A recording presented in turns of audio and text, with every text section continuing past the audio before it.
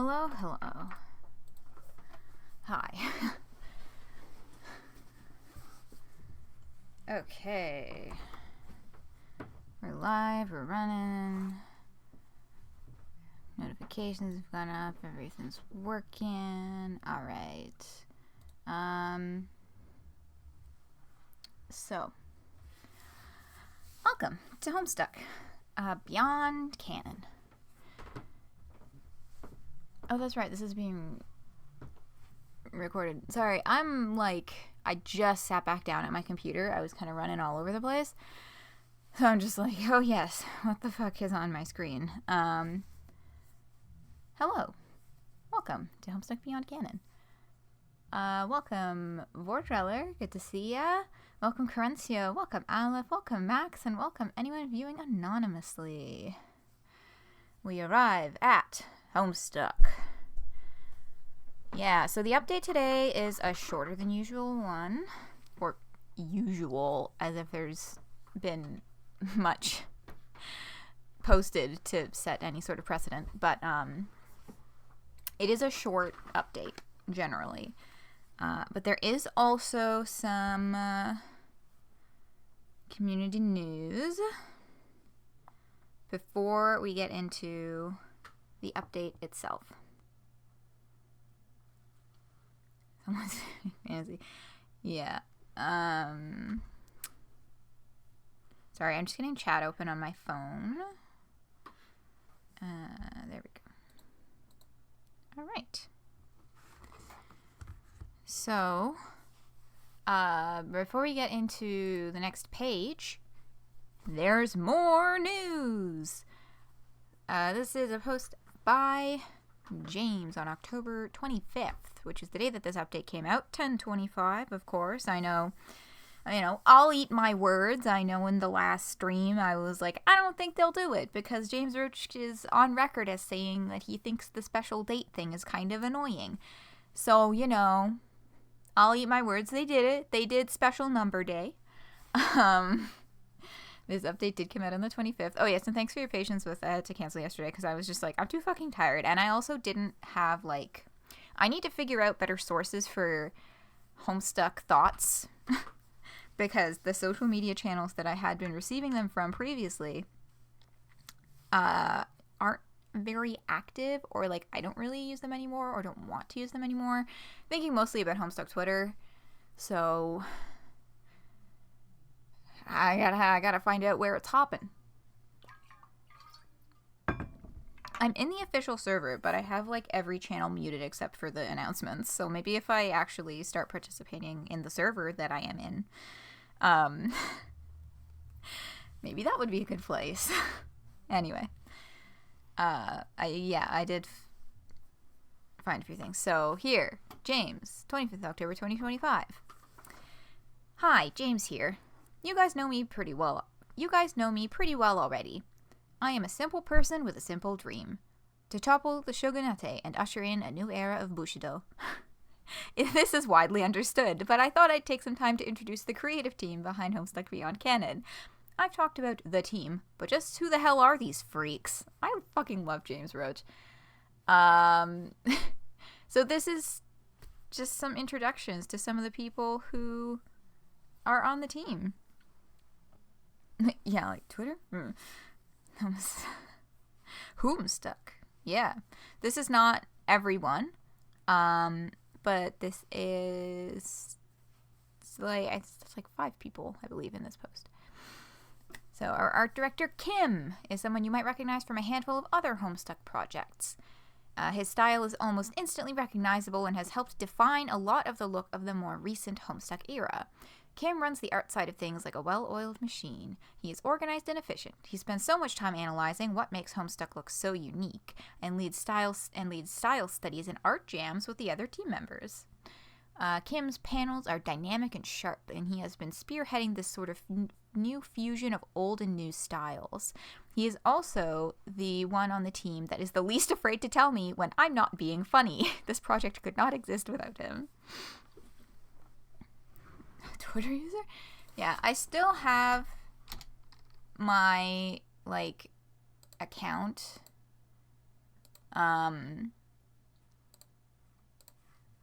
But sorry, I'm just gonna find something in the background here. Yeah, I still have my account. I actually retweeted a few things today when I was trying to find other stuff, like new stuff, and I'm just looking to see if I can verify an idea that I had.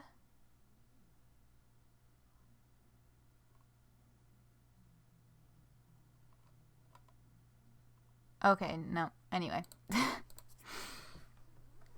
Yeah, so Kim, you may also know from being, doing a lot of art for Hive Swap. And you may also know from James posting about it on various occasions that Kim is also, James Roach's roommate.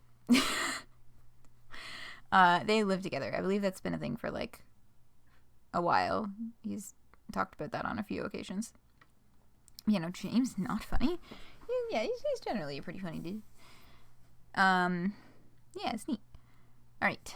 Andy and I have also worked on a number of things together, from Homestuck to personal project. They're one of my projects. They're one of my favorite artists, and they are a well of creativity. Seeing their designs and sprite work gets me so excited for you guys to see it. They were one of the first people I tapped to draw for me, and their ability to style match is absolutely unparalleled. Andy worked with me on the first update and absolutely knocked it out of the park, even with my somewhat vague instructions. From character designs to style studies to story brainstorming, they sort of do it all. They also draw a lot of clowns in their free time. If that's not training, I don't know what is. In many ways, this project could not exist without them. You may detect a pattern here. Yeah, Andy did all of the Terrazy panels in the first update. And, oh right, that's what I was thinking. With this description of, like, sharp and dynamic and sharp, spearheading a fusion of old and new styles. I can't find, or I have not yet been able to find confirmation of this, but I think that Kim, just from this description, I feel like Kim did all of the art for the update that we're about to read. If you've been around in the fandom for the last few years, you'll know Chumi already. The world's #1 Jade Harley fan. Their style is a little softer and honestly a little cuter, but they've really brought their A game to this project. We've done an upcoming update together, and I'm so excited for everyone to see it. Chumi chips in with design and does a lot of behind-the-scenes clerical work, too. She keeps us on task with check-ins and scheduling meetings. You could say this project could not exist without her. New classical. Recall there was an update a while back. Never heard details.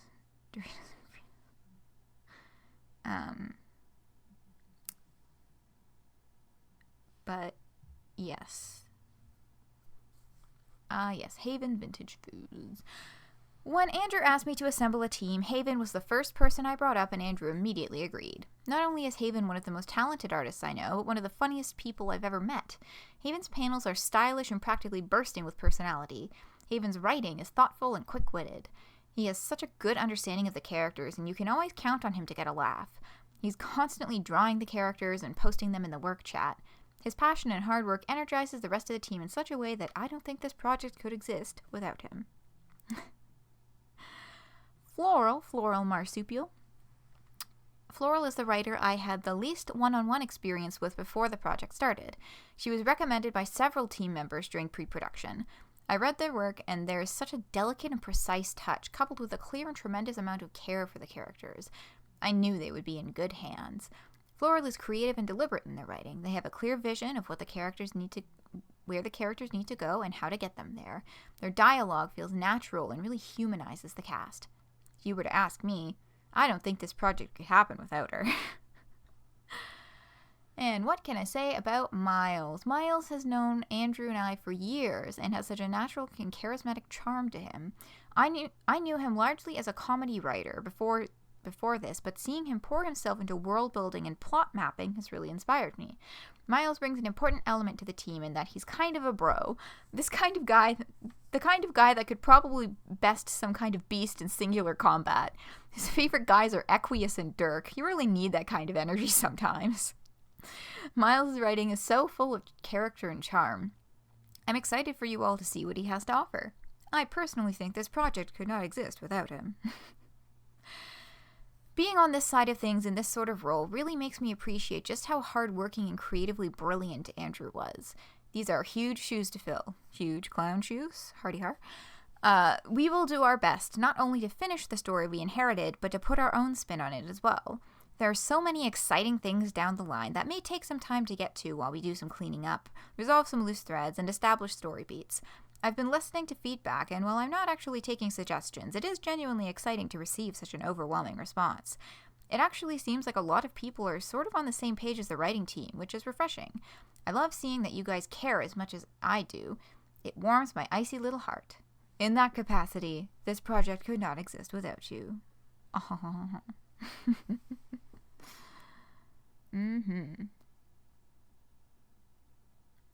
And yes, we talked about this in a previous stream, but they're restarting the Patreon at the end of the month. So, yeah. And then, these two tweets are just kind of a less formal statement about, what is happening here. So, anyway. Don't mind me, I am clicking on all of the wrong things.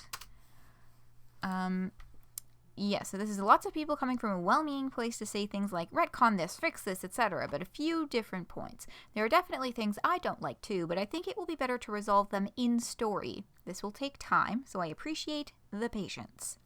You guys have placed a lot of faith in me and this team, which feels amazing, by the way, thank you. I think it is fair to be apprehensive of this new direction too. I hope over time, as we try to resolve these threads from the original run, we are able to do it in a way that isn't forced. It's critical for me to remember how much people care about these little weirdos we write. The deep personal connection people have with this story, me too. So keep me on my toes about it. Thanks again, guys. Really happy to be here with you. And kind of continuing the same thread, as we get more into Homestuck Beyond Canon, there might be times you don't agree with my direction.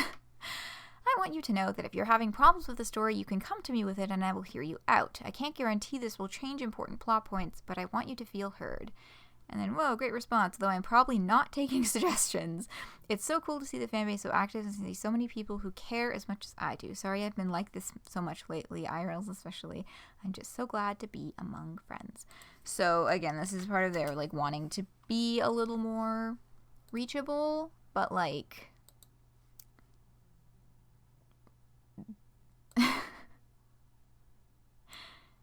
you know... don't tell them what to do, because they have a plan and they're gonna follow it.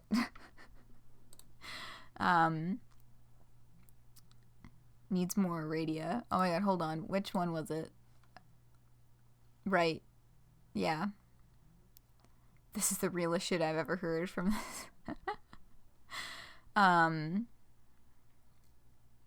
would also believe that it needs more radia. Everything needs more radia. Hello, Chris. Welcome.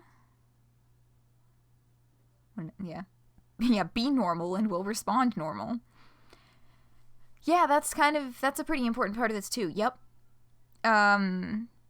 I guess, I mean, like, be normal, very vague, but, you know, be civil, be kind.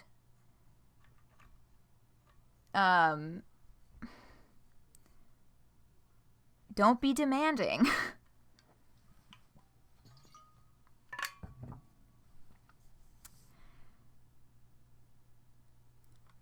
Oh, well, that's all good. Thanks for popping in. Yeah, that's that. Now, let's do this.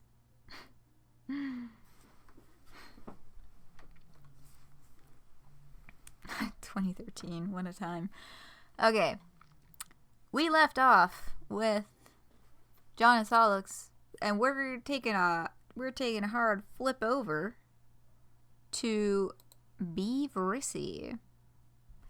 Cause John is just like, well, better go rescue those Vriskas, and here they are. You just have to skip to Act 5. Mixolidi, welcome. Yeah, I feel like this team is going to go in a direction that it will be worth it to go through even parts of the earlier comic that perhaps are not as liked.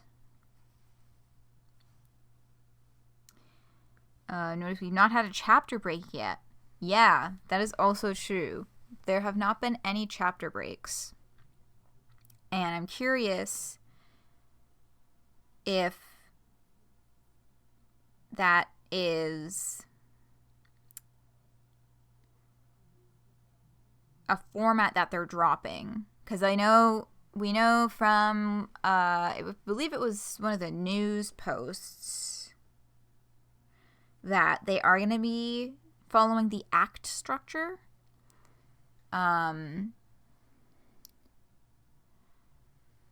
But we've yet to see, chapter breaks. There have been...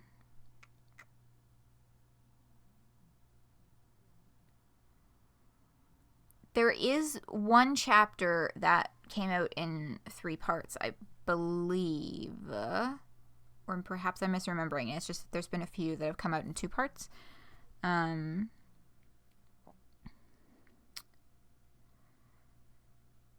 But that if 2 updates released in a month, they would be the same chapter. Now that I think about it, I think it happens sometimes, but not every time.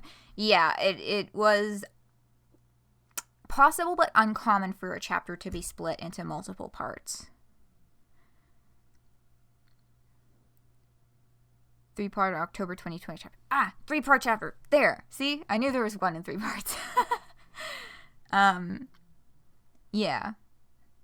So, right now this is still at, like, part 3 of chapter 16.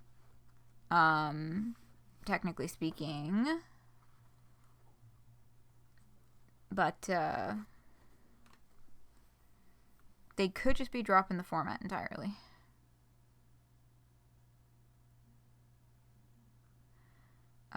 But yes, we are here. We are once again at Jailbreak. Indeed, Corinthio. The Vriska is concerned for now her overworld sprite doesn't have frowning.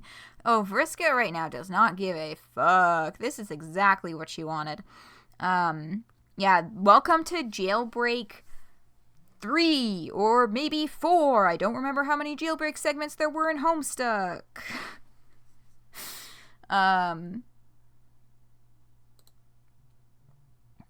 Oh yeah, that should be safe to play. Hold on, let me... I think keeping the chapter markings is preferable simply because it makes transitions more seamless. Yeah. Let me... Come on, buddy, you can do it. Boop. Oh, here's this one thing. Can you hear me scrolling my mouse? And the page not moving? That's because I finally got hit by the blight of the YouTube anti-ad block pop-ups, and I've just been, I know there's better ways, and I'll look into it eventually, but I've just been using the, like, right-click hide element thing, which lets you watch the video underneath it. You can just no longer scroll. So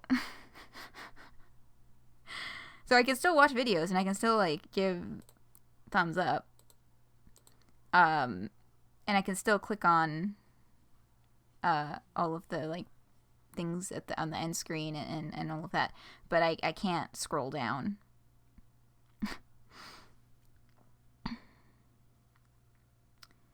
But yeah, chapters are good. And yeah, always comes back to someone locked in a room. Yes, coding. Coding is my passion. You've been fine with uBlock on Firefox so far. Yeah, I was not getting any of the pop-ups at all until, like, a couple days ago.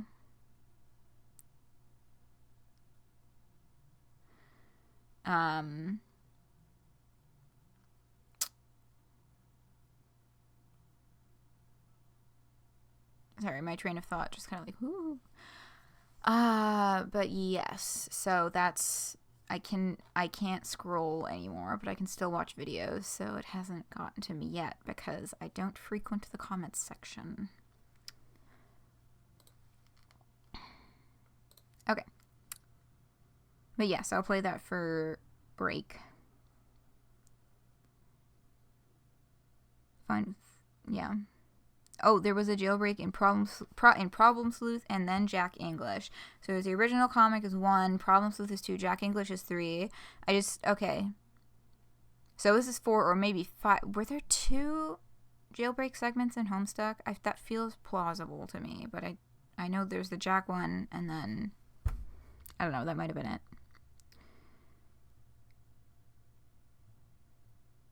Posting a cute... Where did he make that announcement? Because I checked... Oh, I guess it's been a few hours since I looked at Twitter. How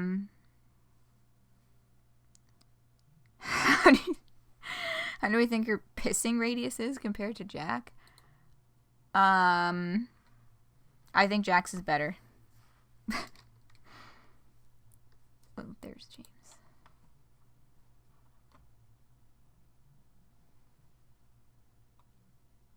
Reddit. Oh man, do I have to start looking at fucking Reddit now? No, I'm on...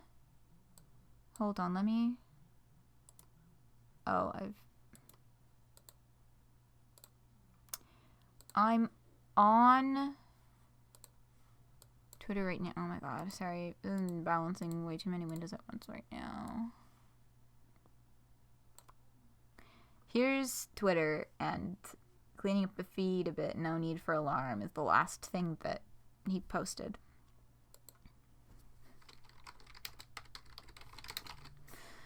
Dang it. I'm gonna have to give a shit about Reddit, aren't I? Twitter and Reddit. Okay, so maybe he just hasn't put it here yet. Maybe I'm down to the wire. Every instance of someone being trapped in a room and all of that. Okay, so this is Welcome to Jailbreak 4. I think is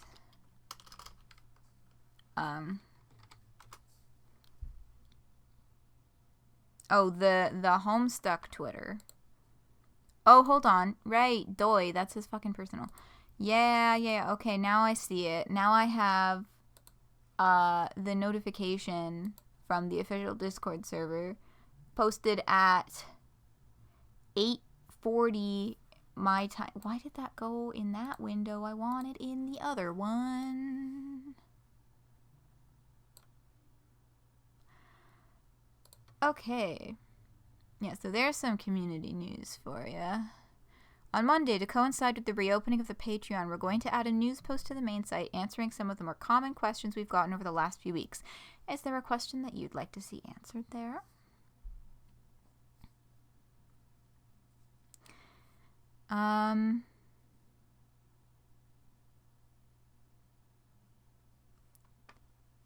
One of two? Or perhaps they just... There's the second. I hate Twitter. Or more specifically, I guess I hate X. Because there used to be like a little line on the side here when something was a thread, right? But if it was a thread, but it didn't show underneath. But now, it's just not fucking there. Why? Why did they get rid of the visual indication that something is a full-blown thread? It's almost like they want to continue to induce rage in oversimplified arguments or some, whatever. Y'all know what I mean. Now it has recommended posts under it too. Oh, of course.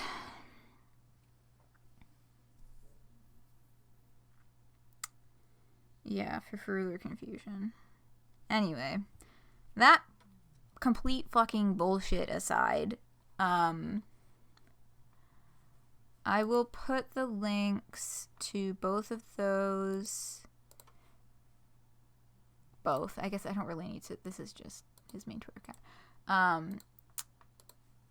And I'll put this in chat. Literally to kneecap the kinds of movements that made Twitter history maker. Goofy, microblogging platform. Increase engagement. At all cost. Even the cost of humanity itself. Anyway. Cool. So that's available.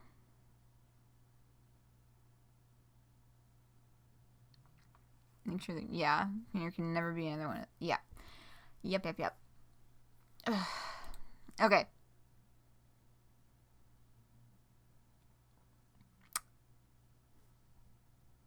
These people. These are the fellows that we are here for today. We should them. Alright, welcome to Jailbreak 5. You are now Vrissy. You are locked in a deserted jail cell completely alone with Vriska.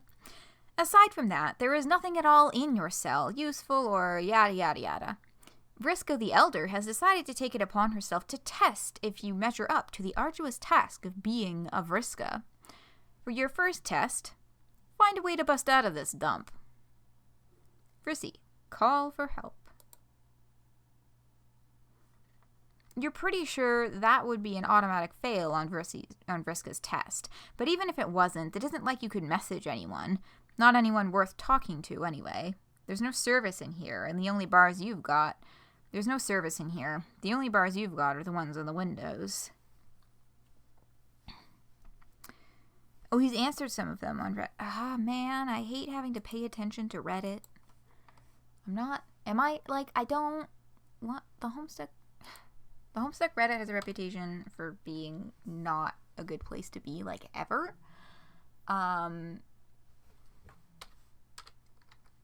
So...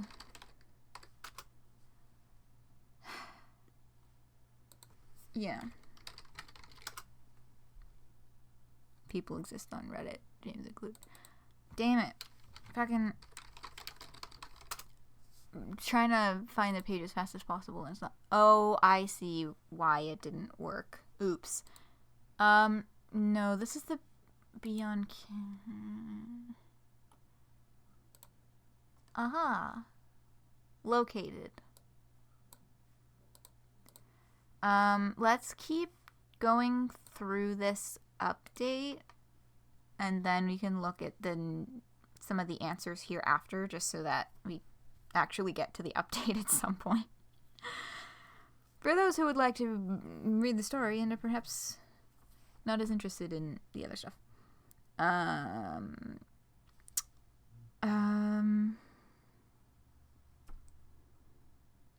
Max, you do not dictate my actions. I am doing this of my own volition. I've been lurking... Interesting. Yeah.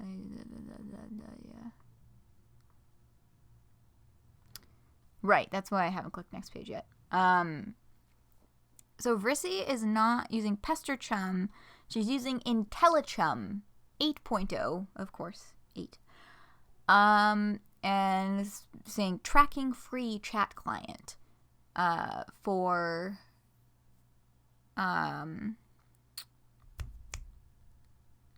the rebellion, the resistance. Shrimp, check, and hydrate. Sitting up. Having water.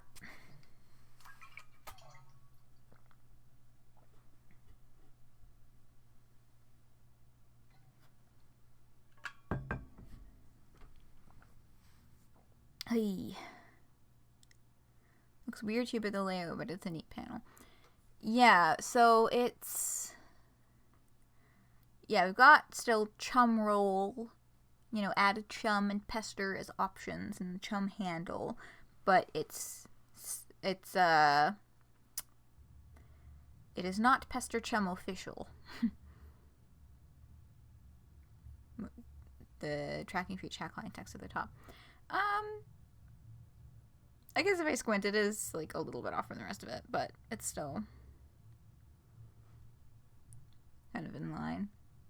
I guess the like really smooth sunglasses and hats are a little bit out of line with the rest of the sharp edges as well. Yeah, so we can see Thespian's Glamour, glutinous gymnast and recidivist gainsayer on the chum roll. So thespian glamour, or thespians glamour, we know is Harry.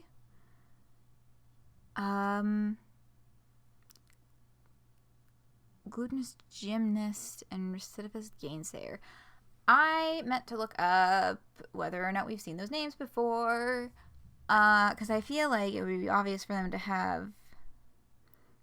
I had to go back to confirm that it's Tavros. How is it Tavros' hammer? But it is, yeah, because it's like one of the names on Vrissy's chum handle has to be Tavros, right? But recidivist gainsayer. And you can see Gavage Cunctation is online. Those last two handles, neither of them could be Yiffy, because Vrissy did not even know that she existed until, like, would it have been the same day or like the day before? I think it would have been the day before. So still, too soon.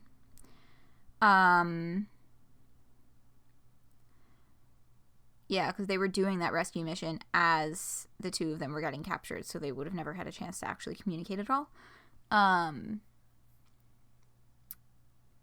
yeah, we've got, I believe, some brand spanking new names on there. Are you blasphemous initials? They're stepping out of the box. TG, also Roxy's handle. Yeah, TG, Tipsy Gnostic is also Roxy's. And yes, Dave's. Turntech Godhead. So I guess the GG is because, Gutsy Gumshoe was Jane. And of course, Jade's Garden Gnostic. So, chum handles are genetic, I guess.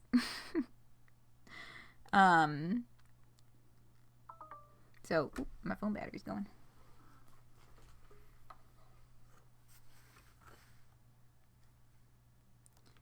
Yes, they literally are those particular initials as well.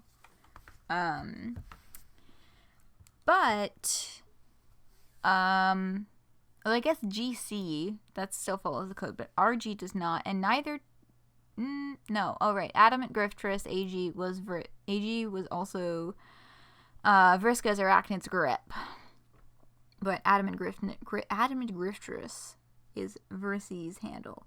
Yeah, and GC, was Terzi's, and now I can't remember what her fucking chum handle was.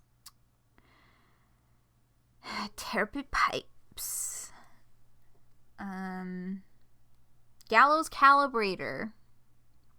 That was, and then, right, y'all have heard it in the chat too. Yes.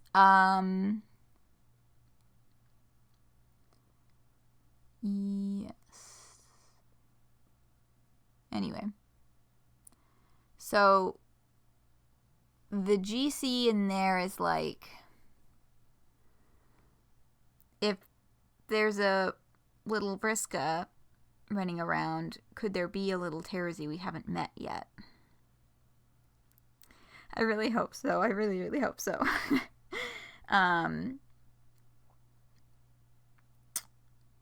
But RG, that is an entirely new initial, recidivist gainsayer.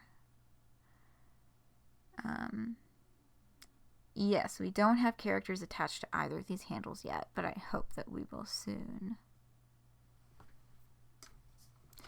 And yes, this is the typical chummy, pleasant, distraught.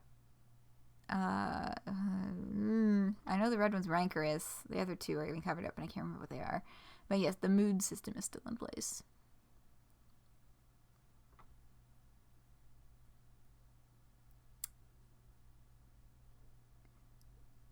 Yeah, it doesn't match the RNA basis. So, like, very mysterious. Would be G cut.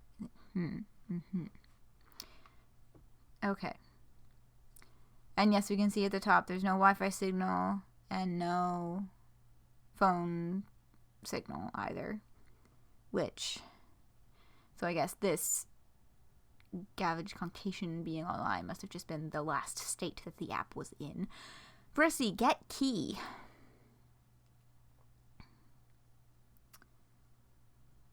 Carpathian. Oh my god, if they actually make a relevant Carpathian character, and the relevant Carpathian character, I would love that so much. I love those guys. Oh, like the consorts? Yeah. The consorts, I guess they do talk in that one walk around flash with John. I was gonna say they don't really have a lot of speech. They do, it's just that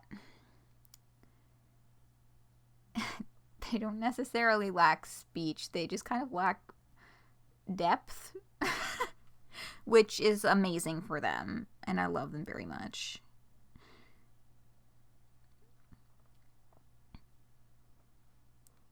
You thought they were newts?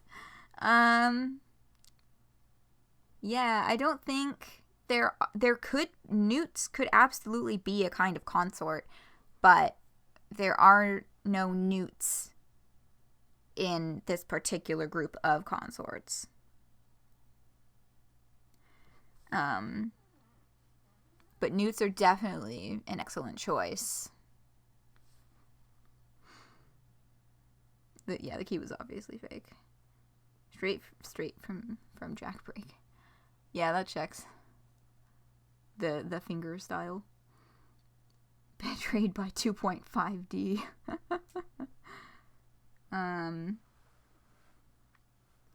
Yes, they dance around, they blow bubbles, they go, ah. And they also farm those goddamn fucking mushrooms.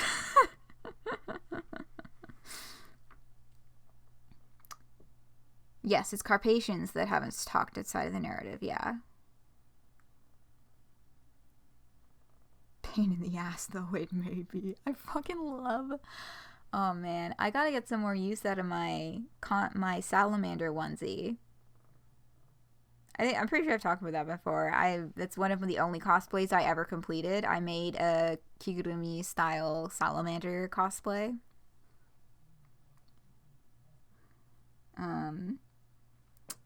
Yes, Vriska drew the key probably with her own blood.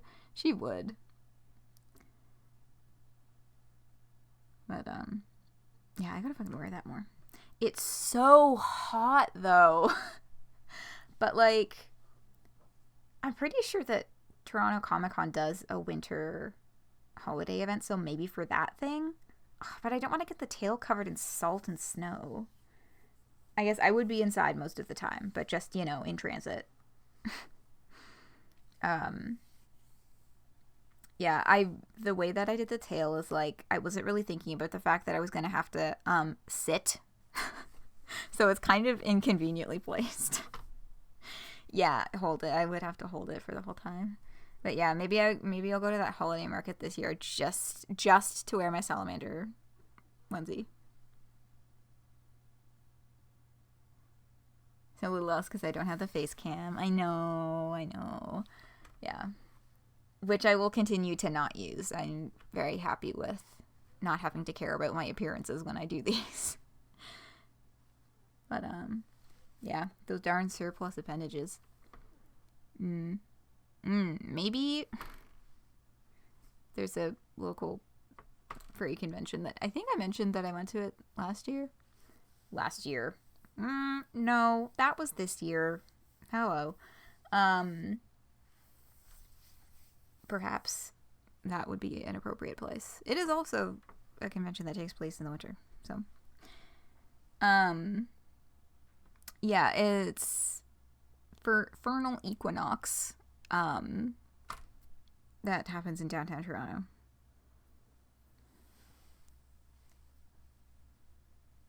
A talk sprite with the new suit, on the other hand. That's true. I've thought a little bit about those sorts of things, adding one of those little face guys. How to do the money for that? Yeah, I would have to decide that I really want to invest in it, but maybe one of the simpler ones that's less expensive and less animated. We'll see. Okay, it is not a real key. Vriska drew this shitty key on the floor just in case you need a reminder of what you should be working towards. As if you would somehow forget you're locked in a fucking jail cell. Vrissy, try the door. Not ready to become a marketable PNG tuber yet. Yeah. I'm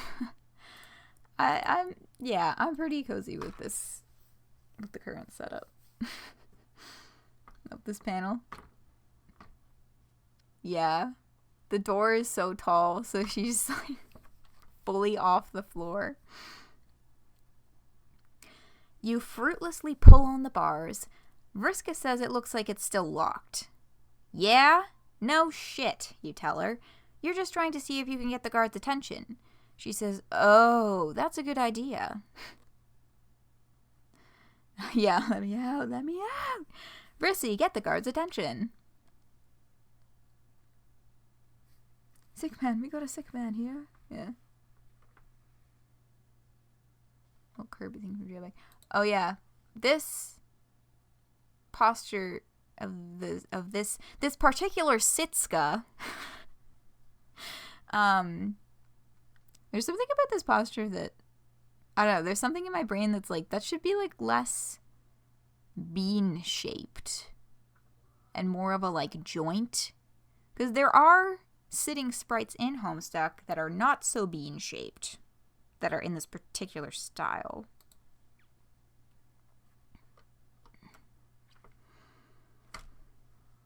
Oh right, step up on the Kirby thing. If it fitska, she sitska. God. Sitting on an invisible beanbag. Vriskalympics, shut up, oh my god. Among Us. God, fair off Vriska. Yeah, this gif is interesting. Like, it's definitely, like, I feel like the slower frame rate is probably a good thing for accessibility reasons, right? But there's still something in my brain that's like, feels like it should be flashing faster or have less keyframes.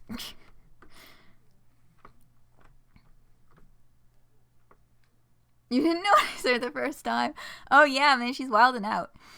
You yell some colorful words at the sole guard on duty in an attempt to get his attention. Unfortunately, he has headphones on and cannot hear you. It seems like a hopeless situation. Maybe you should use some of your sick nasty brain exploitables on this jabroni. Vriska, use your sick nasty brain exploitables. Homestuck fans when they see fluid animation. Or at the very least, like, the frame rate a little faster. I don't know. But, like, yeah. The blinking, you feel this slow. I guess that could be a part of what's setting it aside for me. You just staring at, that's a good fucking donut. Yeah, vibing out on a folding chair. The budget these people have, and they just put a fucking folding chair over here. Okay, Vrissy, use your sick nasty brain exploitables. You apply the focus to, you do, oh my god, reading is like, it's harder today because I didn't quite realize, or maybe it just set in later, but as I'm like trying to talk and read out loud, there's gotta be a fucking canker or something on the left side of my tongue, and so it feels just like a little bit swollen, like maybe it's a canker, or maybe I like bit it by accident at some point and didn't notice. So I'm like trying to talk, but it's like it's not in the right place. Anyway, I feel like I'm tripping more today, but also maybe I've been hiding that better than I thought I have. Not exact, but it looks and we're bigger. We're sneaking a nibble of the pumpkin. Could very well be inspired by that, those blunt little teeth.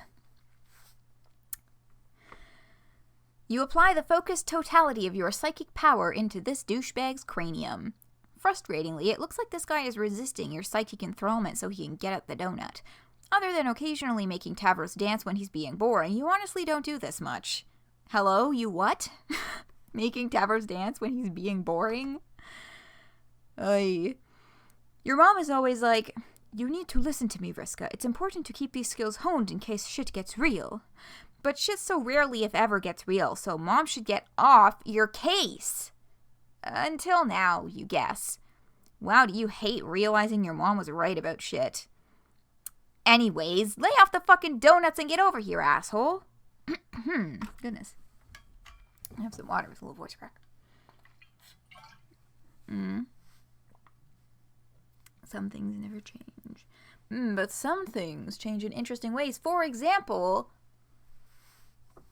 Vrissy right now is using troll mind control powers on a human and actually successfully making him do things. Whereas with Vriska, it was very specifically outlined in the story that she could not do that with her powers.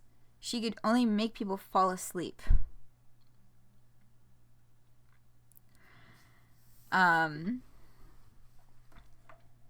This kind of control, this level of control is entirely out of her jurisdiction. So it's like, ooh, like,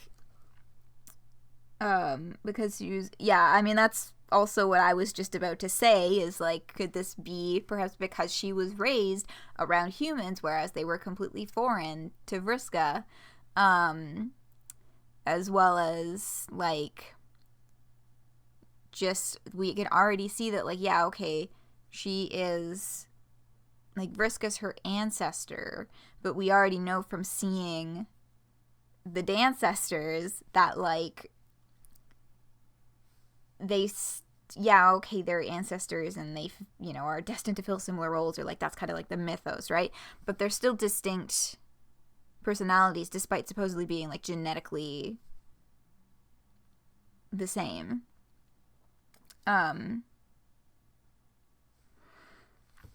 So there is that, like, other side of things as well, that, like, maybe this is just one of those differences. But yeah, like, she was raised among humans. She spent a lot of time with humans. She knew them a lot better than Vriska did. They're not quite so alien to her. Outside the rules of the story that ended is now happening story blatantly said to be falling apart. Right. That's also very true. Candy timeline rules, there are no rules. And things are wonky all over the place.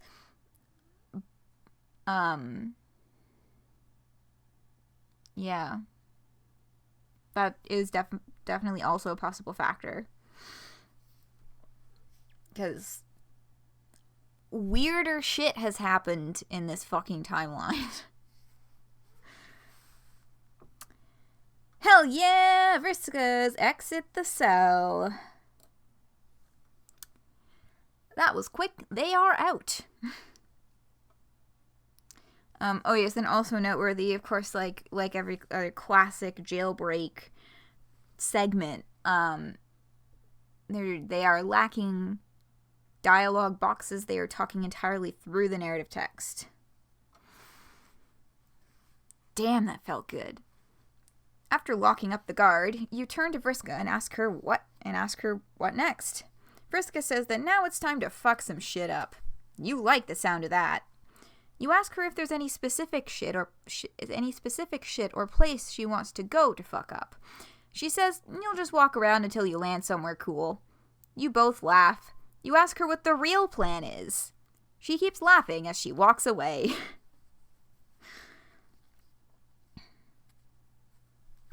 Yeah, the real plan is there is no fucking plan. Yeah, narrative dialogue.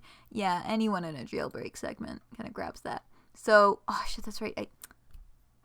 I knew there was more I could have prepared for this stream. I've just been a bit wonky this week.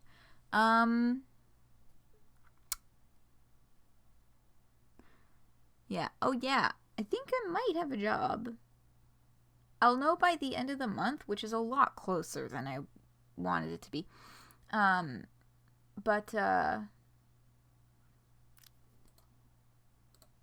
Yeah, so that's been exciting. Kind of pursuing those things. Oh my god, I'm trying to use fucking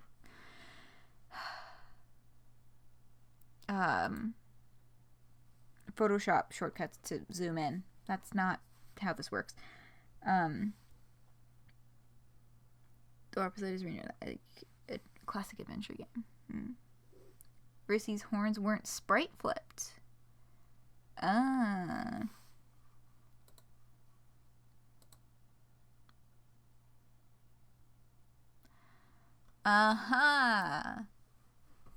Wow. Actual attention to detail. I mean, like, the sprite flipping of the horns and all that, I feel like it was less a stylistic choice and more a product of the fact that Hussey was just trying to put out panels as fast as possible, and it was a lot quicker to just flip the sprites than actually correct the horns properly. Epic job moment. Fuck yeah, I'll flip it turnways.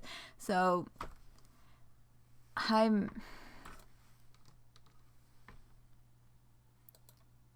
on. There is the zoom settings. That's not really helping, actually. It's definitely I want you for Crocker Corp, and then I'm having a really hard time deciphering the rest of these words. Union mandated sprite asymmetry.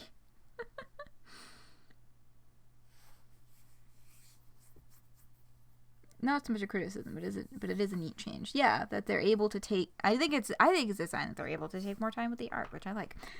Yeah, it's so fucking blurry. That's really funny though. I really want to know what it says. I think it's something and private security, like the and symbol. Something in private security, corporate and private security. And then the black text is just like totally lost on me.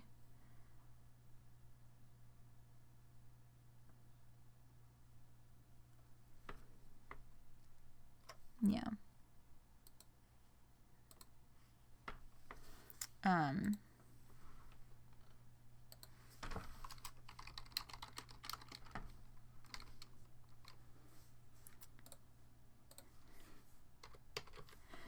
Anyway. I want you for Crocker Corp, corporate and private security. I'm not 100% sure corporate's the first word, but the rest of that line I'm pretty confident about. Like Spade flipping a sprite. He had a whole arc about it. That's true. Okay, that's a lot of goons. You suggest to Vriska that you should go in the other direction. Vriska says, nah, this is definitely where we want to be. She says, between the two of you, you've probably got enough luck to take this whole place off the map if you really wanted. You ask her what the fuck she means by that. She says, you know, like with your Thief of Life powers. You tell her you don't have anything like that. She says, huh, weird. Uh-huh. Because ancestors don't have the same class specs. Vriska says that's perfectly fine, as she always prefers a challenge. Vriska Circuit, the daring thief of light, and her imitation kid Vriska's sidekick against countless foes. Marquis Spinneret Mindfang leading her neophyte blue hair. It's a tale for the... Wait, hold the fuck up. You ask her what the fuck does she mean by imitation? Yes, the question of light. Most likely.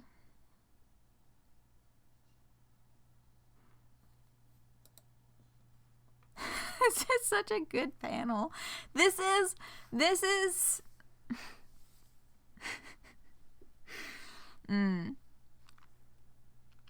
like I feel like I've been in this situation before.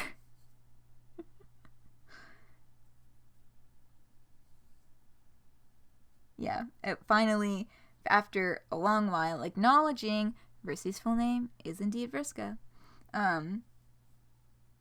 You're just about to make a joke about Vriska mocking the blue hair.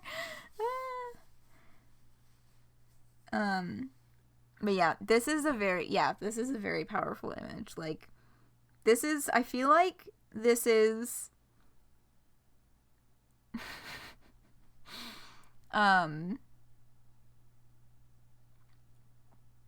this is me when faced with the innumerable people whose character analysis of Vriska lacks any nuance at all. And they're like, yes, you see, this is it. It's so simple. And I'm like, dude, she's a very complex character. You can't just do that. Woman with half the facts engaged in heated argument with woman with none of the facts. Act 5, Act 2 energy. Oh, true. Oh my god, yeah. This is, like, big patron troll into their kid energy. Until Vriska is convinced Vrissy is her successor. I figured she'd just call her blue hair pronoun. Oh my god. Alright, let's see what explanation Vriska has for calling Vrissy an imitation. Vriska says to not let it get to you, but she's pretty much figured out that this whole timeline is phony. You know, inauthentic. Fake. Bogus, even. She says it's somehow the off-brand equivalent of a universe, and this timeline is, in fact, and what? Oh, I'm fucking skipping a line. That's why that didn't make sense. She says it's somehow the off-brand equivalent of a universe, and she really hopes you kept the receipt. You assure her that both you and this timeline are, in fact, real as shit. She doesn't seem convinced. She says it's mostly from the little things she's noticed. You ask, like what? She's only been on this planet for like a day and a half. She gestures vaguely and tells you to give her a boost so she can reach that ventilation shaft. You think Vrissy should try out He-They? Maybe she will. We don't know where they're taking this story. Oh yeah, that's so fucking true. Vriska can fly.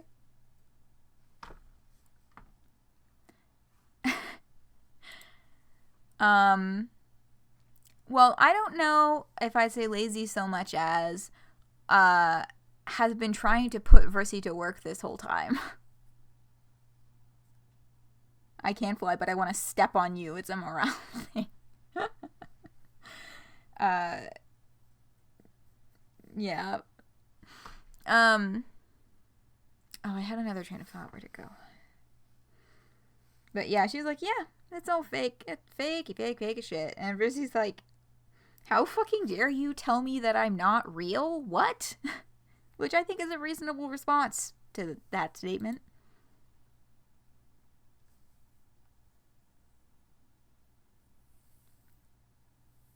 Yeah, she just can't airbend like John. Yeah, like, unfortunately, she's, like, technically right, but she's still being a huge dick about it.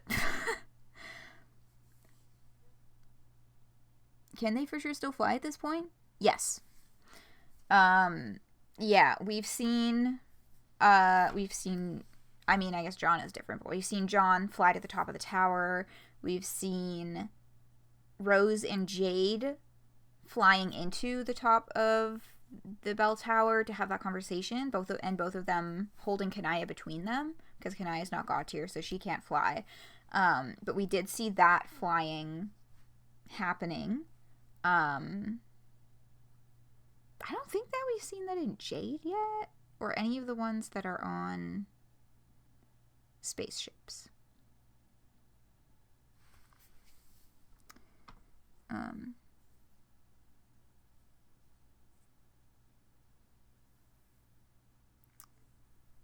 But,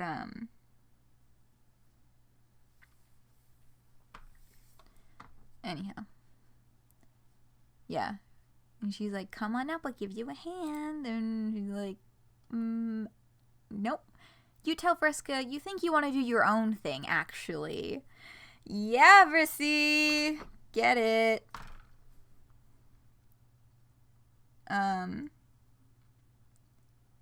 Here's some immortal. Yeah, she's still straight up God tier. I'm pretty sure if all the resistance on God just jumped, Jane, they'd win the fight. I mean, yeah, there would still be a huge fucking political mess to take care of after that from her beloved constituents, but they could maybe do that. We're going to be on the opposite end. We're hearing about Vriska having the aerial battle with Crocker Corp goons in a battle so thrilling. We've never seen it in a cheap continuation like this too.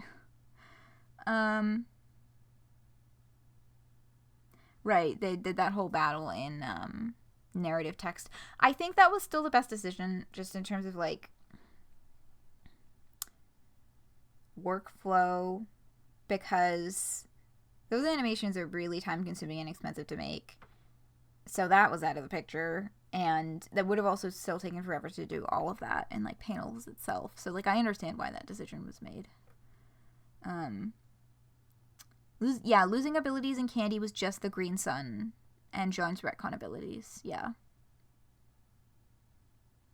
Oh, and yes, and the Ultimate Self stuff.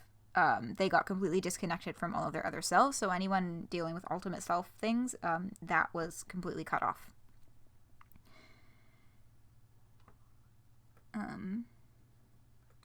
Just the ultra strong meta abilities.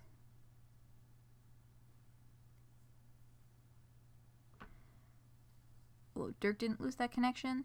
I mean, the way it's explained in the epilogues is that Dirk feeling the loss of that connection is why he took his own life at the top of the bell tower.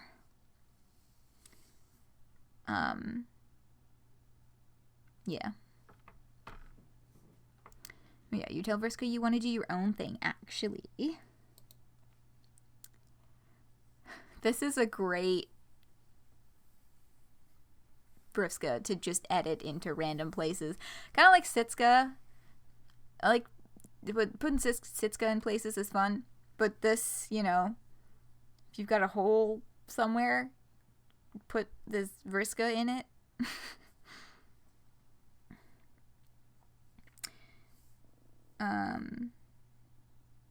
Something about him dying would contribute to the greater Dirk. Yes, that's right. Yeah, in the last news post about the Patreon, they're saving up to get there to be able to do the animations. But at the time that particular scene, fighting the Crocker goons in front of Roxy's house, at that time that was just simply not in the budget. Oh, yes, and with the handout stretches and the one that could definitely be edited interestingly into other things, too. Very sparingly. Oh, for sure. You remember, hello, he felt the loss, knew he succeeded on Ultimate Self, and oft, right? Been a while since you read it. It's also been a while since I read it. And I think, I mean, I believe, if I recall, it was that he felt the disconnection from the Ultimate Self, and it was that, like, he just got really depressed from that cut in access to truth, relevance, and essentiality. He was like, we are nothing here. This whole place is bullshit. It should all explode. I'm gonna go die. I believe.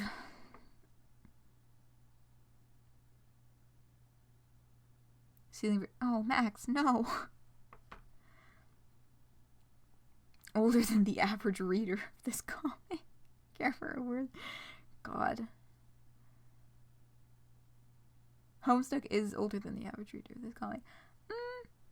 Yeah, not quite. It is turning 14 this next year?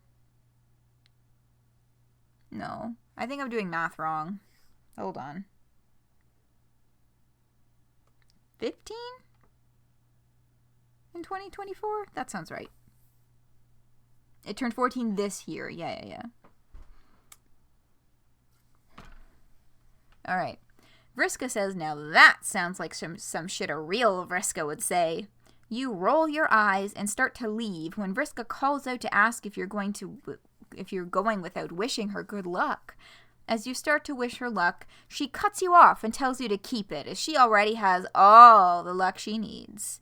You say, Okay, dude. Vrissy, do your own thing. Or do your own thing. We can see her creeping around. Taking out some goons. Flipping over railings and shit. Yeah, the poster in the back. Shh, don't discuss troop movements, ship sailings, war equipment. So she knocked this guy out. Watching his live feed of Jane doing some kind of presentation. And this delivery truck in the background, she's hopped out that window and hopped on inside. And she's out of there.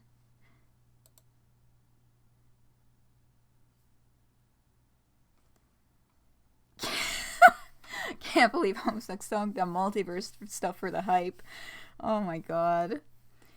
Honestly, these days it is feeling a little bit like if you want to watch anything current, you get beat over the head with it.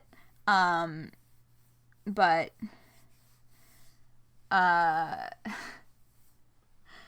Homestuck was one of the original trailblazers of this big boom, I think. Homestuck invented it and Disney should be grateful. Yeah. It's also based on, all of this stuff based on US war propaganda. That totally checks out. Strong bad. Nobody reads print comics, so they can't prove this wrong. Alright. Back on Pester Chum. Thespian's glamour is blinking. Typical Harry. Can't go 5 minutes without pestering you over something. You tell him to calm his tits and agree to meet up with him. And with that, a fine salute to Vrissy, and we're back to whatever Vriska is getting up to. I think the Betty barrels are full of whipped cream. Oh my god, I fucking wish. God, the bomb. I think about the bomb that they dropped on John's house and how it had the fucking spork on it. These are not whipped cream. Alright, you are now Vriska, looking in through another vent, has gone on a little journey through the vents to another vent, looking in on a little conference here. Snoop! Frosting more likely, or shaving cream, highly flammable. Alright, so we've got one eye visible. Here's Vriska in the upper left corner. Here's a bunch of goons on this presentation where Jane is... it looks like she knows everything that they've been fucking doing. Because here is the meteor, and there's John, Roxy, Calliope. It's interesting. Calliope doesn't really have any heads but this one, but John and Roxy, both their avatars on the screen are like, this is straight up Mom-Lalonde head with less hair definition in the forehead, and this is definitely like an adult head version of John. Gusher slime. Deforested the jungle around the meteor. Oh yeah, they built some like pathways around it and stuff. I mean, it's like a special memorial site or something, I think, in this world. She calls it something like that in this text. Okay, I gotta read this. Squaring up to read some Jane.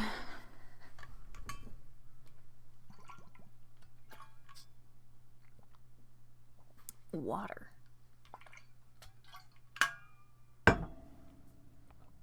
Oh my god.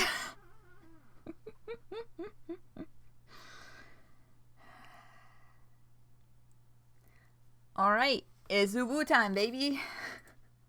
Oop, sorry, I just clicked off the browser window. Let me get back in there. There we go. Okay.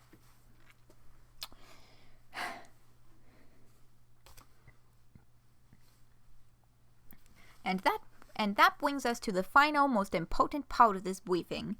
We've just received information from our surveillance division that Person of Interest John Egbert has just been in contact with Persons of Interest Calliope and Vriskalympics. This is regrettable, but it confirms one of our worst suspicions. From the conversation recovered from Egbert's phone, we've learned that Vrissy has been conspiring alongside the rebels for months now. Operating a lab deep within the ruins of the Troll Memorial Meadow, she and her co-conspirator Calliope are preparing some kind of superweapon they've dubbed the Plot Point, heretofore referred to as the Point. Though the Troll Meteor is situated halfway across the globe from the Lalonde residence, we've uncovered that she secretly makes her way to and from the lab via illegal transporterizer technology hidden in her home. We will shortly be charting a course for our fleet to the Meteor in preparation for what very well may be our final battle against these fugitive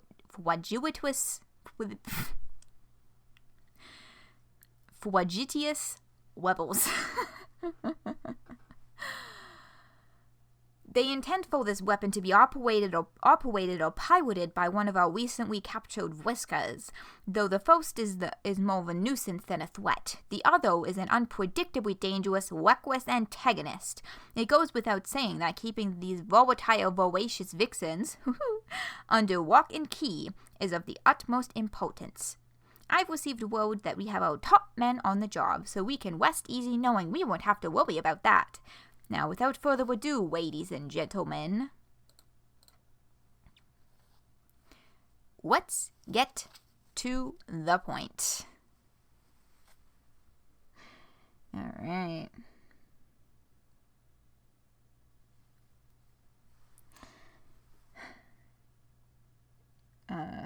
Operate or pilot is interesting. Trying to keep the ambiguity shields all the way up. This panel, another nitpick part below the rest. Finally happening. Yeah, this is such a... I love what's happening here. The Vriska face with the meteor in the eye. Looks awesome. Just bouncing back so we can like take one last kind of summary glance at this. So we know now that up until this point, Jane did not know for sure that Roxy was actually doing anything with the rebellion, because Roxy in the epilogues was basically like a centrist about everything and not really like taking a side. Like she's like, yeah, like I'm friends and I'm sorry this is happening to you, but also Jane's my bestie. Yeah, but she's officially finally looked around and been like, this is really fucked, so I'm gonna help you guys out, and you know, the world's most laughable centrist.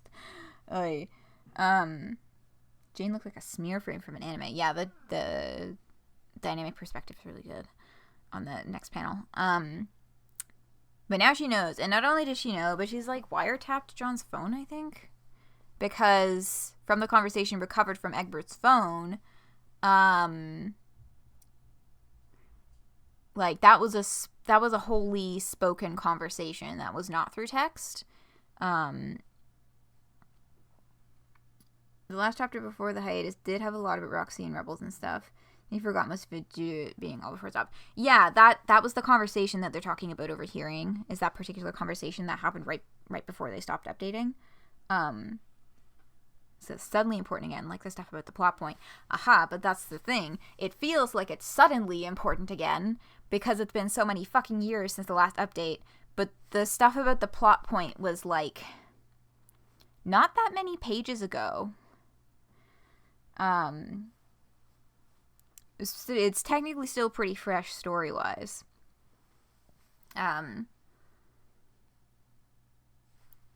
But yeah, they think that they've got the Vriskas on lock still, and they've totally underestimated their ability to escape. But they're both out, and they're both highly intrigued with what's happening here.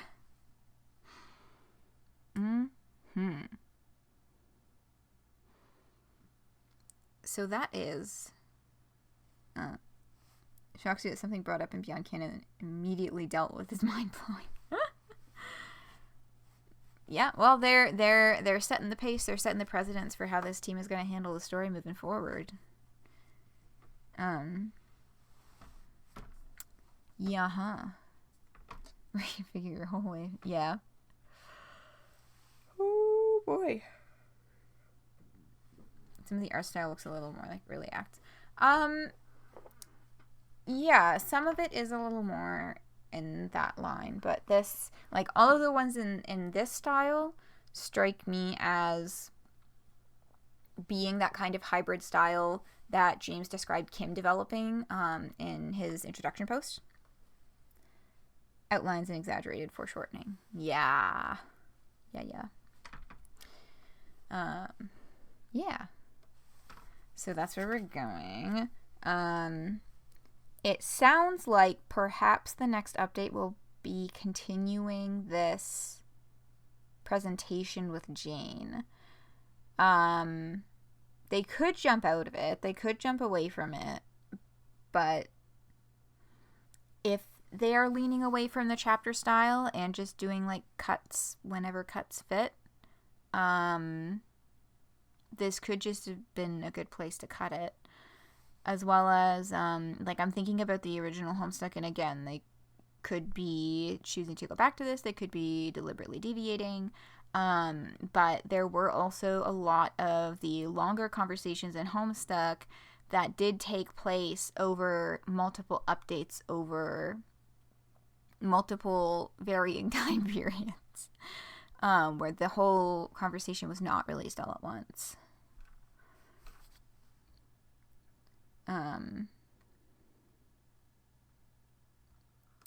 You'd wager that they're cutting away, maybe not from this plot thread, but maybe back to Vriska. Yeah. Yeah, they're definitely continuing this trend of, like, spending a lot of time in Candy. So when I was looking back, I was doing the timestamps and, like, proper, like, YouTube chapters set up for all of the old Homestuck to streams that have been on YouTube for a while, because they were all posted before that feature existed. So I was just, like, sprucing those up. And I noticed that just in general, we spend very little time with the meat timeline, specifically with Dirk and Rosebot and Terezi, which is quite ironic and hilarious given that Dirk's whole thing is continuing the story, truth, relevance, and essentiality necessary to continue the story, and we're, like, barely looking at him ever. Or, like, his whole situation. We've got very little time spent with them so far.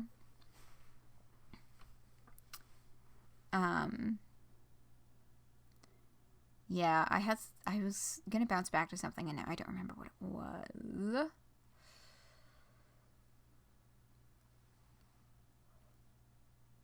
But, yeah, I found that interesting. Oh, yes, and I recall when Roxy and Calliope were explaining the plot point to John, they very explicitly said they did not want Vriska to know yet. Why did they say that? 2023. Let's see if we can just kind of work backwards from here. Hello.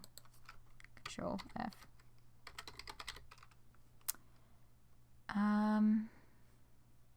That's the only match on this page. She doesn't come up on this page. What? Is there class spec stuff happening here?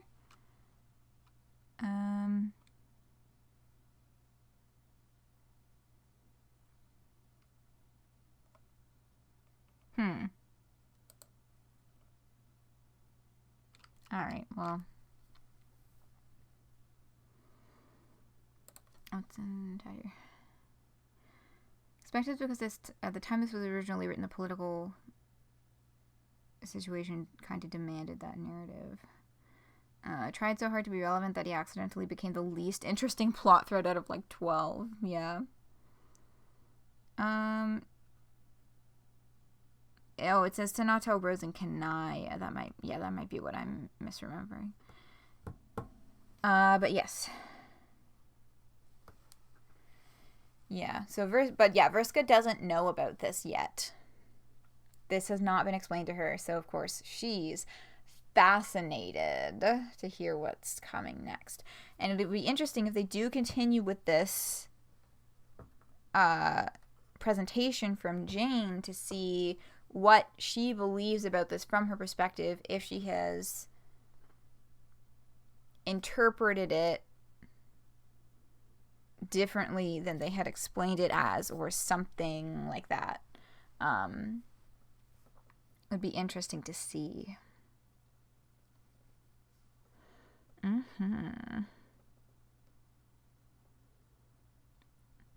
and I want to see Vrissy, and I want to see Yiffy, and I want to see Harry and Tavros and all the kitties. You want to be an anime villain so hard he forgot. They always have to fall off at the end of their arc. Yeah. So that's today. This, I don't know how many of these questions have actually been answered yet. So I feel like this is going to be quick. We got 1, 2. Oh, there's actually a lot here. Alright, well, let's take 5. And then we'll look at some of these answers before we finish for the day. GCAU. Okay, so still no R. Unless they're like saying that the R in RNA counts or something.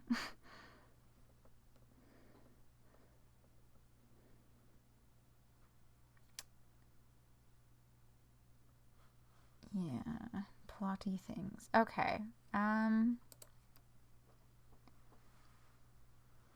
Boop. Alright, so we're gonna take a short 5. And then we will return to take a look at some more news. Hello. Got an extra few minutes of the Hades soundtrack there while I was taking medication. Okay. So long, Max. And this. Let's take a look. Yeah, reload this one. I don't know if it's updated, maybe. But yes. Hey, James here. I posted this on main Twitter a minute ago, but I wanted to extend it to you guys as well. On Monday, to coincide with the reopening of the Patreon, we're going to add a news post to the main site answering some of the more common questions we've gotten over the last few weeks. Is there a question you'd like to see answered there?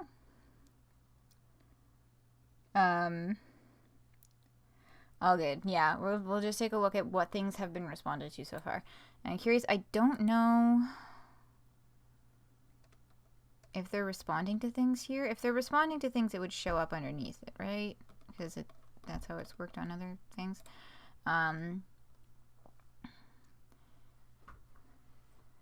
But yeah, I know you've said you personally don't have your finger on the pulse of Hive Swap at this point, but is there anything the team can say officially about how much overlap or juggling there is between the two projects work-wise? Definitely noticed it's been a concern over the past few years that some really promising talent is being stretched thin over 2 obligations.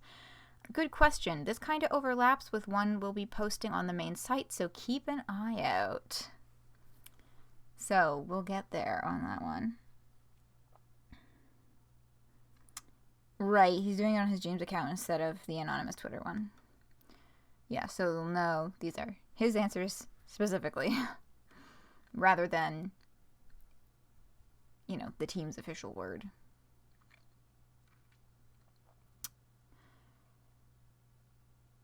How long do you expect Beyond Canon to be? Roughly from start to end. Anyway, no way to estimate. Yeah, it was a long shot anyway. Yeah. Okay, this is a nice long answer. I asked these questions on Twitter, but I'll ask them here too for visibility. Is there any communication between the new team and the old team? Not sure how much was written by the old team before the hiatus, but how closely, if at all, are you following the old plans compared to doing your own thing? How long do you think it'll be? That was answered above. Or I guess not answered because that's a hard question. Outside of the usual stuff, we tended to see like t-shirts. What other kind of merch is possibly on the table? And why did you guys decide to take the risk on this project to begin with? Given previous reception of post-canon stuff, it feels risky. I'd like to know what the logic was. It's an interesting question. August 26, 2010. Yeah. Okay. I've avoided talking about this too much because I don't like the idea of dunking on the old team for brownie points. I think despite any personal disagreements I had about story direction, that is a waste of all our collective time and energy, especially when we can be investing those into moving forward and having fun again. However, I do recognize the distrust that built up in that era though, and for my part in that, I'm sorry. But no, we do not have much, if any, contact. I haven't talked to most of them in years, beyond the artists that I've brought over with me. I contacted the old director to say I was going to be doing this because I wanted them to hear it from me before they were blindsided by it or some weirdo tried to use it to roast them. There is a little misunderstanding floating around about asking them to be involved, and to be clear, I did not do this, and if it was asked, it would have been by someone else in years prior to me being passed the buck. I was very selective about the people I asked to do this to me because I have a very specific tone and pace in mind.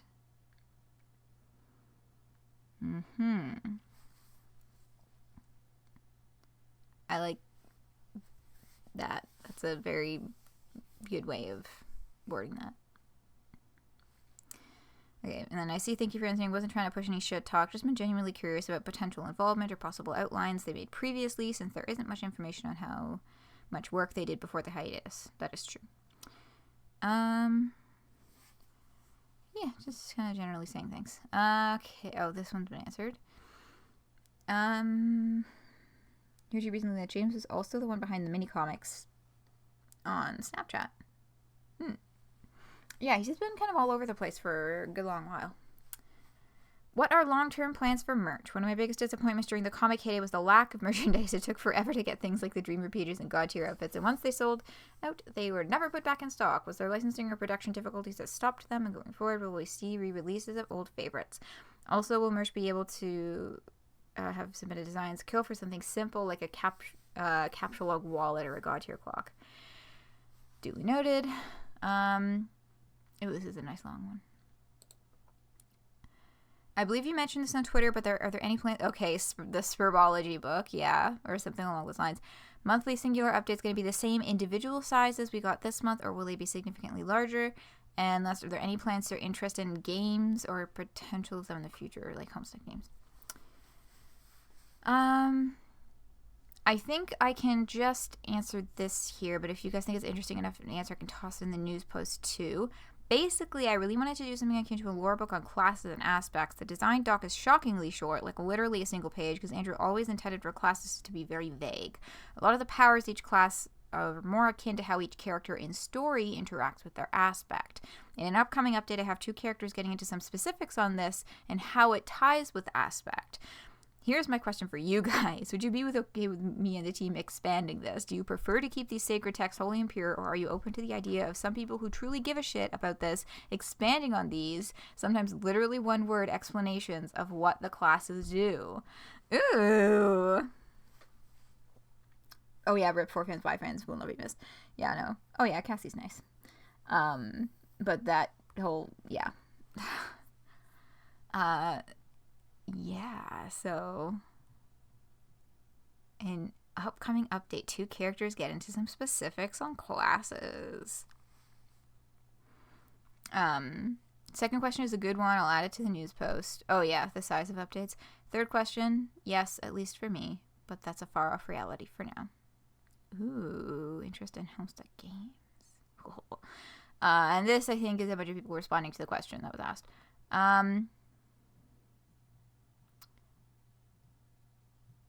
6 lines of incomplete sentences. The longest part of the doc is passive active spectrum because it's like that. And oh no, here we are. This is another response. I thought they had. Just checking the first question, and it was stupid. Will you be calling her Ruby or the other thing? Really, you're not gonna Yiffy? That's true. Ruby was kind of like a behind-the-scenes code name, for Yiffy. I believe that was from, I think Kim's Tumblr is actually where that information came from. So all their clothes fall apart easy. Yeah, Kim's codename. Yeah, no, I never had any of the 4fans stuff aside from the calendars. I did get the calendars when they were still doing those, but other than that, I never had anything from 4fans because their shipping was fucking expensive. Those calendars were always a Christmas gift. I'm looking at them right now. Every year I would take apart the calendar, I'd remove the staples from the middle, cut all the pages in half, and then use the top images as posters in my room, and they're still all over my room.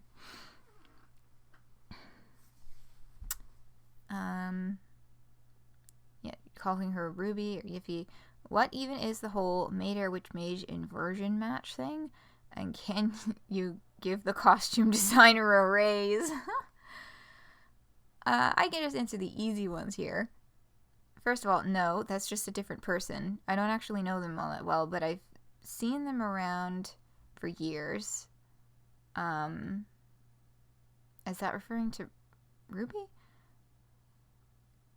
Oh, edited 3 hours ago.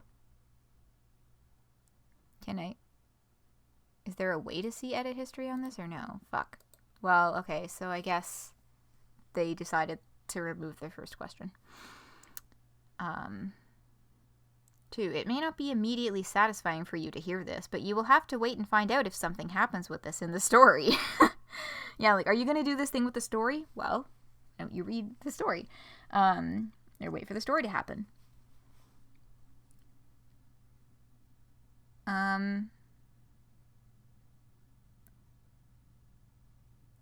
Wait, was Witch from early 2010s? Oh yeah. 3, it may not be immediately satisfying for you to hear this, but you get the idea. 4, for outfit and character concepts, very much a team effort, so I would love to do that, of course.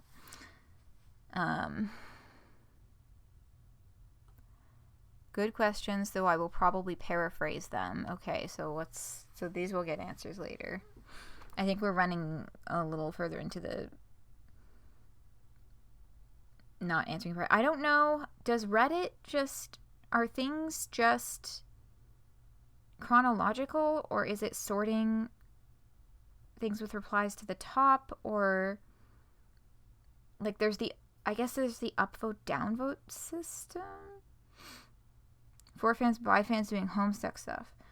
4fans by fans picked up Homestuck things like they were like mid 2010s, I think they started doing the merch kind of in conjunction with, or like at the same time as What Pumpkin, and then the What Pumpkin merch went out of business and 4fans took over entirely.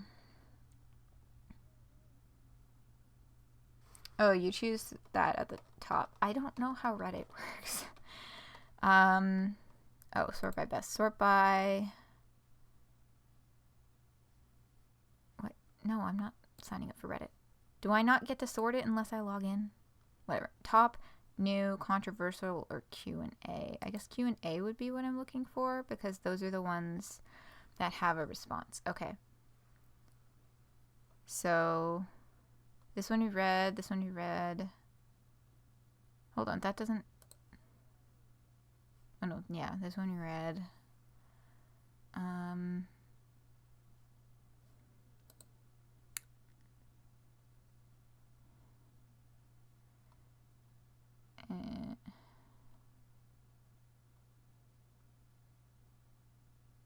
Hold on, these don't have responses, and now we're missing...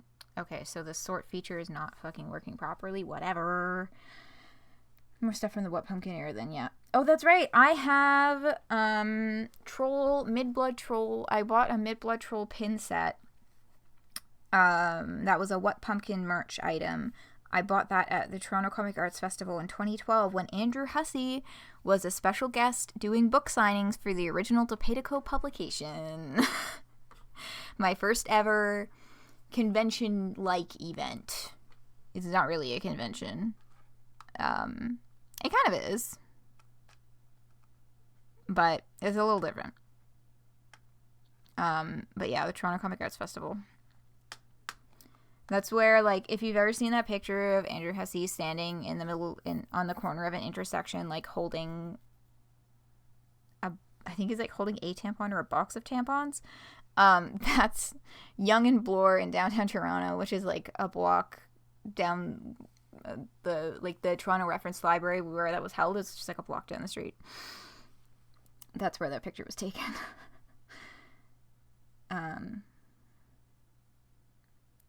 Go to the user page to see all description, all responses.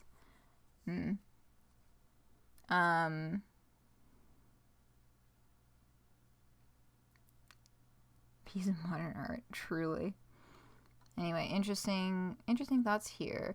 One, the fandom or part of it has extremely strong opinions about the correct way that a Homestuck continuation should be operated, as demonstrated by the numerous people in this thread who are asking if you will retcon or minimize certain elements they find distasteful, but which were clearly deliberately chosen to fit the desired tone of the epilogues in their continuation.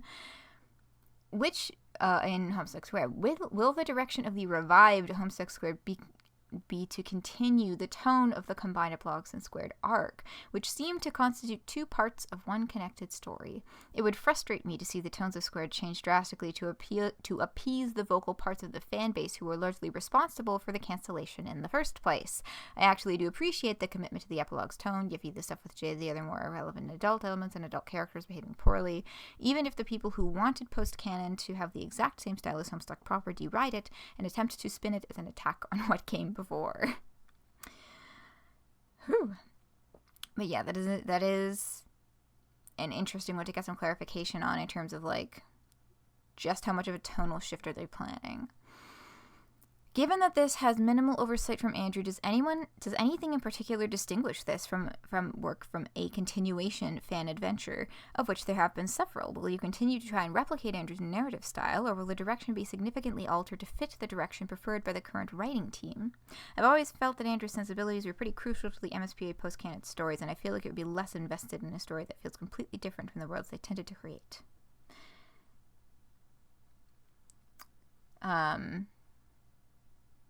Interesting. Yeah, so these are both, yeah.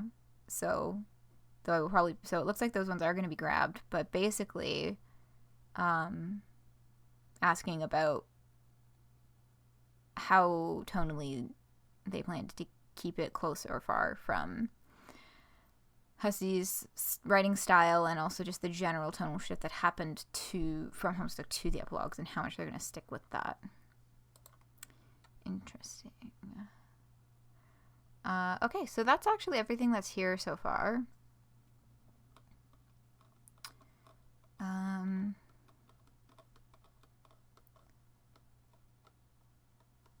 Yeah. Fascinating. So I guess, yeah, when that Q&A does come out, I might do, like, a midweek bonus stream to just kind of go over it rather than trying to tack it on to community news or waiting for the next update to talk about it. I might just do a separate thing kind of going over it just for funsies.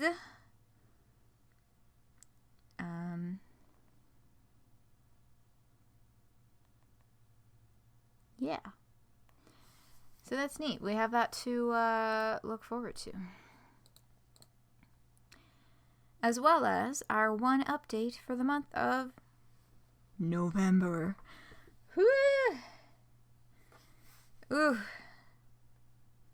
I mean, on one hand, the job that I applied for says that I will know from them by the end of the month, because they want someone hired by the end of the month, in which case, God, please, I would like to know if I have been hired. But on the other hand, ooh, it's November already? Boy, that's a whole nother month.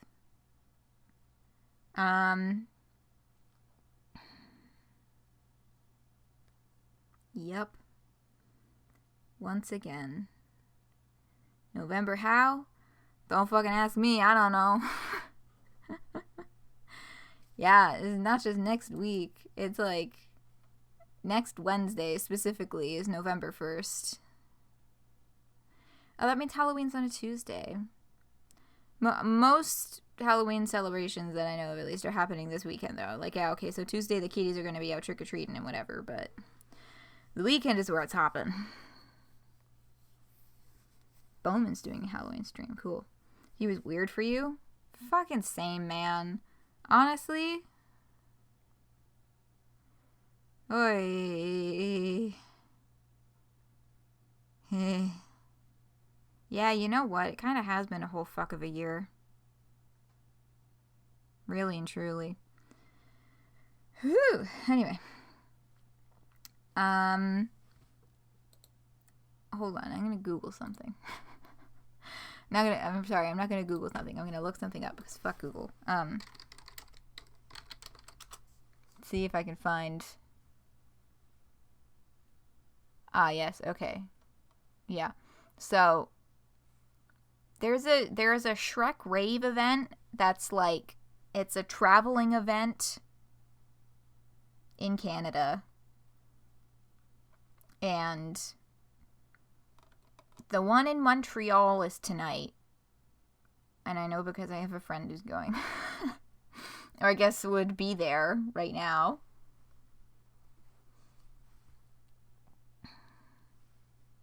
Seems like it went from July to November. Oh, yeah. Oh, that's exactly it. I have very specific events in my life that make that feel like that. But, yeah. What the hell's a Shrek rave? Well, let's see this article from blog.to from, like, April.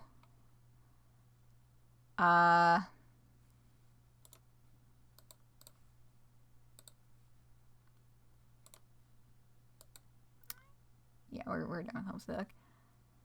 6 months ago. Yeah, because when I looked it up, it was like Toronto, Vancouver. I know what's happening in Montreal. Like, it's a traveling event. 2 sold out nights in a row. Dressed in costumes to dance with Toronto's silliest DJs. I see. Okay, it's been touring around North America and made stops in Toronto on March 31st and April 1st. Okay, so this, I guess, has also happened in places in the States at some point. Living, breathing meme in party form. Yeah, based on the Dreams movie series with a ridiculously catchy soundtrack. So that's,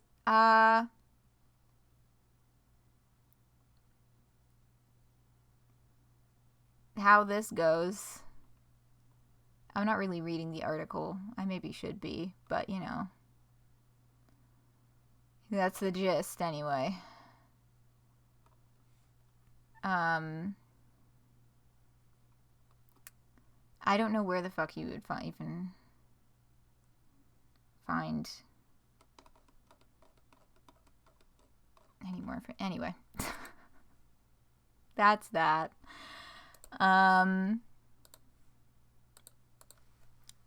Anyway.